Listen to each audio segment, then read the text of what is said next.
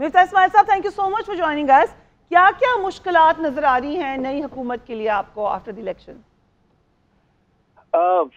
मुश्किलात तो बीवी बहुत ज़्यादा हैं, मगर मतलब फिस्कल बड़ी इश्यूज हैं, बजट डेफिसिट बहुत ज़्यादा है। सबसे बड़ी मुश्किल जो है मेरे ख्याल से मईशत के हवाले से वो महंगाई है। 25% से ज़्यादा महंगाई चल रही है और 1.5 साल हो गया, ये पाकिस्तान की तारीख में भी कभी इतनी ज़्यादा महंगाई इतने अरसे तक नहीं रही है। उसके बाद आज भी आपने खबर देखी होगी कि ओगरा जो है वो 20% और गैस की कीमत बढ़ाने की बात कर रहा है। और दूसरी तरफ सियासी जमातें जो हैं वो आपकी बात कर रही हैं कि कोई 300 यूनिट फ्री दे देंगे बिजली के, जिसका मतलब है कि 90% सारिफ को बिजली फ्री दे देंगे। या कोई कह रहा है कि हम 30% प्राइस कम कर देंगे 100 के 100% सारिफ की। तो ये जो इस वक्त ये जो चीज़ें बांटने की बात कर रहे हैं, ये तो मुमकिन ही नहीं है कि मजीद कोई रिलीफ दे सके आवाम को। इस वक्त तो हुकूमत को जाके फिल फॉर IMF से एक और मुआहदा करना पड़ेगा और उस मुआहदे को मनोहन उस पर अमल करना पड़ेगा 3 साल। और इसके अलावा हुकूमत को बड़ा सीरियस रिफॉर्म करना पड़ेगा, क्योंकि जिस तरह हम पाकिस्तान को लेकर आ गए हैं, ना यहाँ पे कोई लंबी सरमाएकारी आ सकती है, ना यहाँ पे कोई हमको कर्ज देगा, ना यहाँ से बरामदाद हो सकती हैं जब तक कि हम अपने हाल ठीक ना करें, मईशत की कॉस्ट को कम ना करें, इसमें निचकारी ना करें, सॉफ्ट रिफॉर्म्स ना करें, मसलन ब्यूरोक्रेसी का रिफॉर्म ना करें, मसलन जुडिशल रिफॉर्म ना करें, ताकि लोगों को सस्ता, यकीनी और प्रेडिक्टेबल फैसले मिलते हों।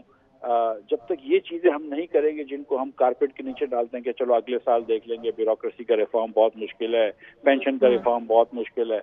अब वक्त वो आ गया है कि अगला साल आ गया है, 76 साल बाद आखिरकार ये साल आ गया है कि जहां हम हिंदुस्तान से पीछे रह गए, बांग्लादेश से पीछे रह गए, नेपाल से पीछे रह गए, श्रीलंका से पीछे रह गए। तो अब भी अगर हम रिफॉर्म नहीं करेंगे तो फिर हम कहाँ जाएंगे?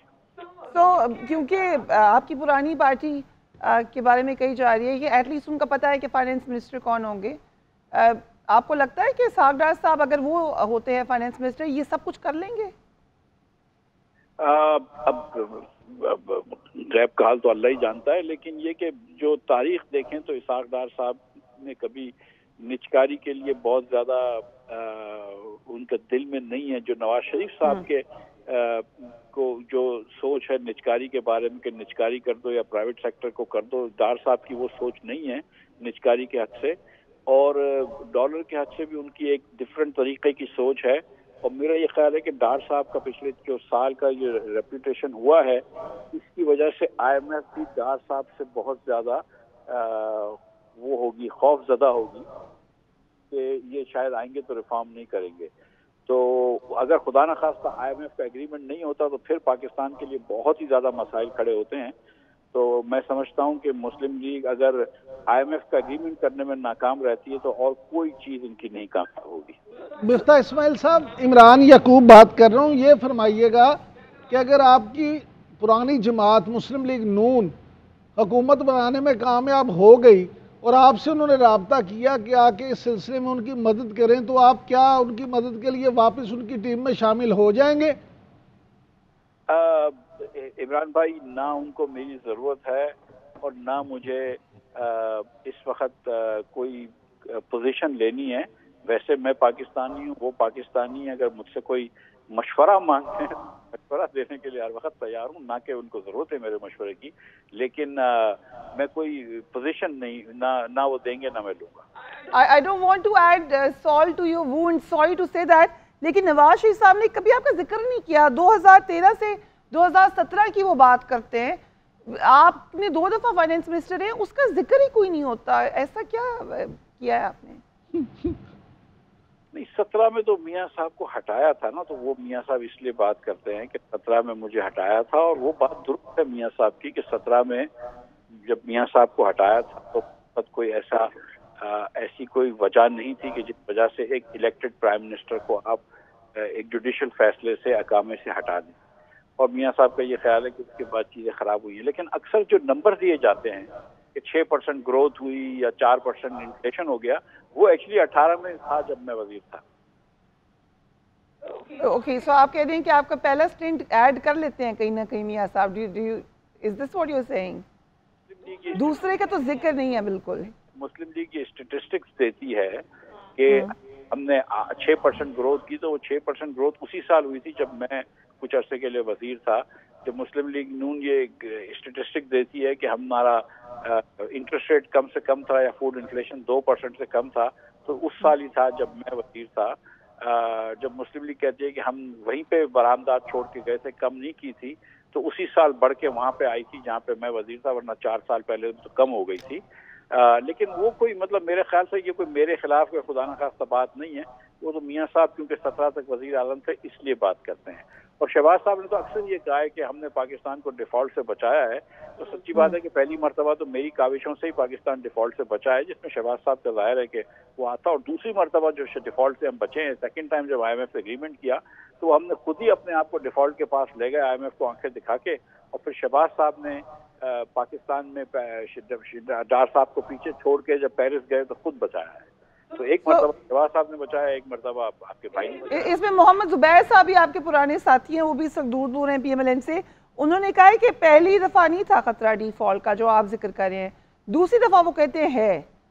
تو آپ کی اپنی پارٹی میں کلیئرٹی ڈیفالٹ کے حوالے سے بالکل بھی نہیں ہے پرانی پارٹی میں. لیکن سب کو کلیئرٹی ہے کہ پہلی مرتبہ بھی IMF سے اگریمنٹ نہیں ہوتا اس وقت تو ایک دم ڈیفالٹ ایمیننٹ تھا، اور سیکنڈ ٹائم بھی اگر IMF سے اگریمنٹ نہیں ہوتا تو ڈیفالٹ ایمیننٹ تھا. اور آپ یہ دیکھ لیجئے کہ جب شہباز صاحب نے سیکنڈ ٹائم IMF سے اگریمنٹ کرا، اس کے بعد معیشت کتنی چل گئی ہے اللہ کی مہربانی سے.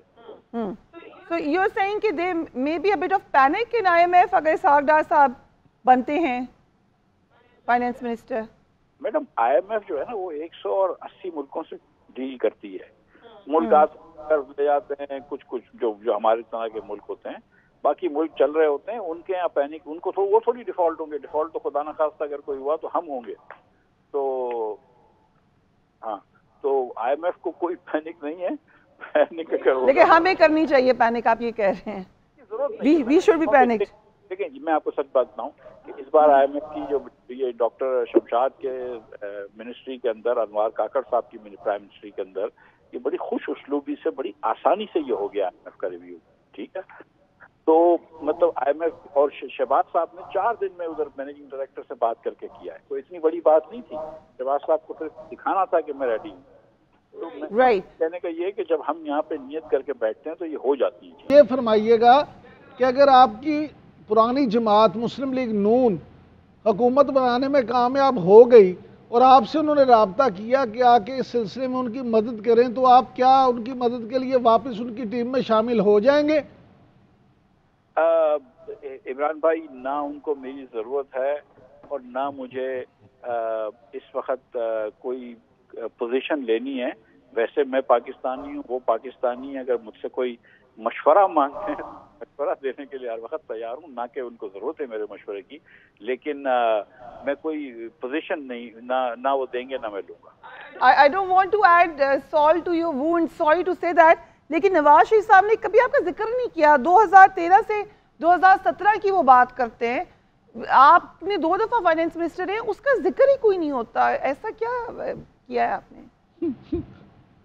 نہیں، 17 میں تو میاں صاحب کو ہٹایا تھا نا، تو وہ میاں صاحب اس لیے بات کرتے ہیں کہ 17 میں مجھے ہٹایا تھا. اور وہ بات درست ہے میاں صاحب کی کہ 17 میں جب میاں صاحب کو ہٹایا تھا تو کوئی ایسی کوئی وجہ نہیں تھی کہ جس وجہ سے ایک الیکٹڈ پرائم منسٹر کو آپ ایک جوڈیشل فیصلے سے اقامے سے ہٹا دیں. اور میاں صاحب کا یہ خیال ہے کہ اس کے بعد چیزیں خراب ہوئی ہیں. لیکن اکثر جو نمبر دیے جاتے ہیں کہ 6% گروتھ ہوئی یا 4% انفلیشن ہو گیا، وہ ایکچولی 18 میں تھا جب میں وزیر تھا.